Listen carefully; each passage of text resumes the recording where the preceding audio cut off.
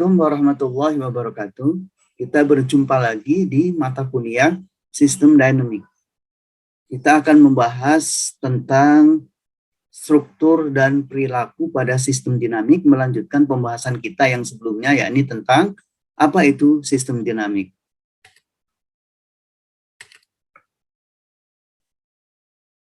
Ini adalah tujuan yang sebagaimana sudah kita bahas. Kemudian yang kedua, kita akan membahas tentang struktur dan perilaku. Yang pertama, kita harus mendefinisikan tentang sistem. Apa itu sistem? Dalam sistem dinamik, sistem didefinisikan sebagai sebuah kumpulan unsur-unsur. Nah, mungkin kita bisa lihat nih, banyak unsur di sini.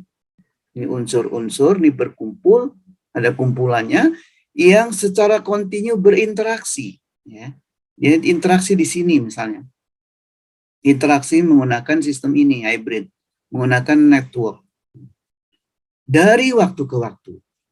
Untuk membentuk sebuah satu kesatuan yang utuh dari sebuah sistem tersebut. Nah, hubungan antar komponen-komponen dari sebuah sistem, itulah yang disebut dengan struktur sistem. Lalu apa itu perilaku sistem? Kita mendefinisikan perilaku sistem adalah cara unsur-unsur atau variabel-variabel yang menyusun sebuah sistem berubah dari waktu ke waktu. Itulah yang disebut dengan perilaku sistem. Contohnya adalah ekosistem. Misalnya ini. Nah, populasi dari binatang ini ditentukan oleh kelahiran dan kematiannya, juga oleh faktor-faktor yang lain, misalnya makanan, predator, dan juga lingkungan itu sendiri. Inilah yang mempengaruhi dari populasi tersebut. Nah, perilakunya didefinisikan sebagai naik turunnya populasi binatang tersebut. Struktur dan perilaku sistem sangat mempengaruhi.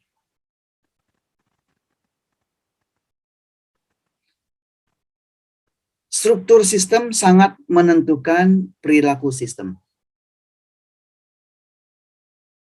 Sistem dinamik menghubungkan perilaku sebuah sistem terhadap struktur yang melandasinya ini. Ini perilakunya nanti.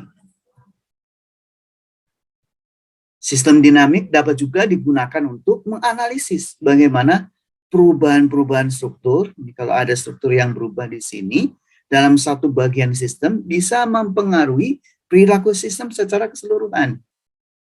Merujuk pada ekosistem, orang bisa menguji dampak dari musim kering terhadap ekosistem atau menganalisis dampak dari penghilangan satu jenis binatang terhadap perilaku keseluruhan ekosistem.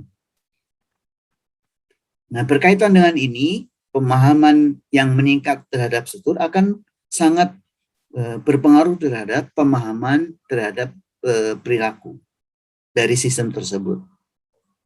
Ada beberapa mode perilaku yang umum dalam sistem dinamik. Ini ada 6. Yang pertama adalah exponential growth, kemudian adalah goal seeking, kemudian S-shaped growth, kemudian oscillation, ada growth with overshoot, dan overshoot and collapse. Contohnya adalah yang eksponensial ini GDP. US real GDP, world population, dan sebagainya. Ini contoh-contohnya. Untuk goal seeking, contohnya adalah ini, semiconductor fabrication defect rate, dan sebagainya. Kemudian untuk oscillation, diantaranya adalah US real GDP deviation from trend, kemudian ada capacity utilization, kemudian US unemployment rate. Ini strukturnya, perilakunya adalah osilasi. Kemudian yang berikutnya ada S, bentuknya adalah S. Nah, contohnya di sini adalah adoption of cardiac pacemaker by physician. Ini salah satu contoh, beberapa contoh. Kemudian ada lagi perilaku dalam bentuk S-shaped growth with overshoot and oscillation. Nah, barangkali ini yang kalau kita lihat di pandemi banyak yang seperti ini, ya. Setelah naik kemudian dia bisa naik kembali, gitu. Atau seperti ini, bentuknya adalah overshoot and collapse. Tapi gelombang, ini gelombang pertama. Ini ada gelombang pertama. Mungkin nanti ada gelombang berikutnya. Ini ada beberapa gelombang. Ini namanya overshoot and collapse. Yang lainnya adalah static atau equilibrium. Ini static. Ini menuju statik. Kemudian ada sistem acak dan juga ada chaos, bentuk perilaku yang lainnya.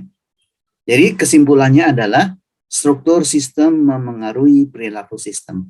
Dan ada beberapa perilaku sistem yang umum yang perlu kita pahami agar kita dapat menggunakannya nanti di dalam menganalisis struktur yang kita buat.